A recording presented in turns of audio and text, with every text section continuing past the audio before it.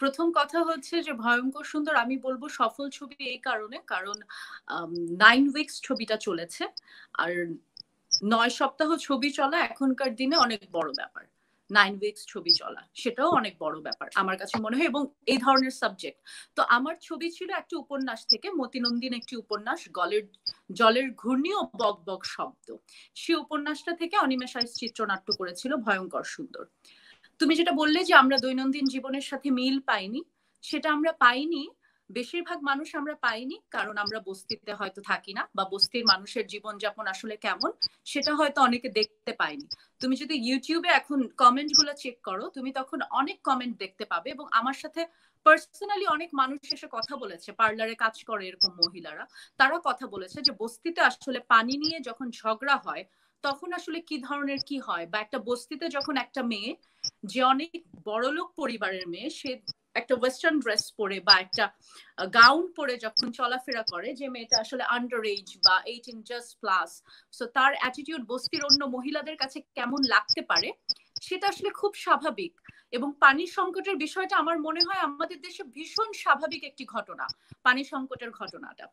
আর যে উপন্যাসটি অনিমেষ আইচ সিলেক্ট করেছে সেই উপন্যাসটি একটি পানি সংকটেরই গল্প ছিল, এবং প্রথম ভাগে ছবিটার সাথে একটি প্রেম দেখানো হয়েছে যাতে এই পানির সংকটটা ভালোভাবে উপস্থাপন করতে পারে। সেটার কারণেই মুকু এবং নয়নতারা কেমিস্ট্রিটা আরো বেশি শক্তপোক্ত করা হয়েছে আমার মনে হয়। এবং আমি যখন স্ক্রিপ্টটা আসলে পেয়েছি, আমার মনে হয়েছে যে নয়নতারা আমার প্রথম সিনেমা হিসেবে এটি একটি অসাধারণ চরিত্র।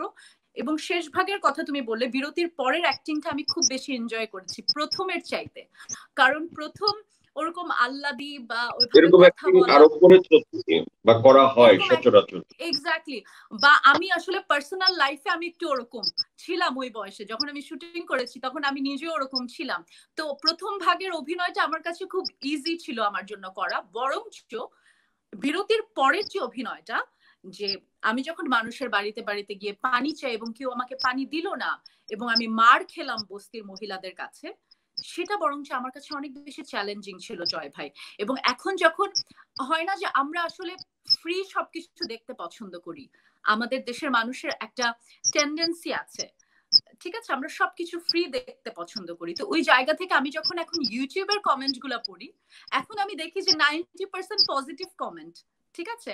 আর আমাকে কিন্তু আমার সাথে যাদের দেখা হয়েছে এই ছবির পরে, বা হলে আমি যতবার হলে গিয়েছি, সবাই আমাকে জড়িয়ে ধরেছে, সবাই বলেছে অসাধারণ অভিনয়। এবং বিভিন্ন জায়গায় অনেক বড় বড় মানুষরা, রাইটাররা লিখেছে তারা যে তারা আমার নয়নতারা ক্যারেক্টারের সাথে তারা অড্রে হ্যাপবার্নের রোম্যান হলিডে ক্যারেক্টার ব্লেন্ড করে লিখেছে। সো আমি ডেফিনেটলি পজিটিভ গুলাই গ্রহণ করব, নেগেটিভ কিছুই আমি গ্রহণ করব না। এবং সেই সাথে আমি পার্সোনালি